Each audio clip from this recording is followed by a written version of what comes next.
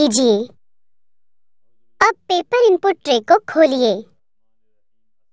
Paper input tray को बाहर खींचिए।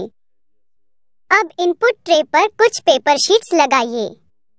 Paper guides को अंदर की तरफ दबाइए, इतना कि ये कागज के सिरों से छूने लगे।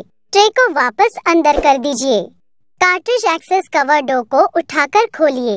ये एक पोजीशन पे ठहर जाएगा। कैरेज प्रिंटर के बीच में आ जाता है।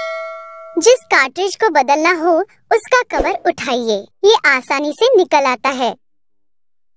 अब कार्ट्रिज को बाहर निकालिए। पैकेट में से नया कार्ट्रिज निकालिए। कार्ट्रिज पे लगी प्रोटेक्टिव प्लास्टिक टैप को खींचकर हटा दीजिए। अब कार्ट्रिज को टर्न कीजिए। ऑरेंज कैप को ट्विस्ट करके निकाल दीजिए। पहले ये सुनिश्चित कर लें कि आप सही स्लॉट में सही कार्ट्रिज का प्रयोग कर रहे हैं। इंडिकेटर पे लगे रंग से कार्ट्रिज का रंग मैच कर लीजिए। अब कार्ट्रिज को कैरेज स्लॉट में डालिए। धीरे से अंदर की तरफ दबाइए ताकि वो ठीक से बैठ जाए। कार्ट्रिज एक्सेस कवर डोर को बंद कर दीजिए। प्रिंटर के एडजस्ट और री इनिशियलाइज होने तक कम से कम 30 सेकंड्स का इंतजार कीजिए।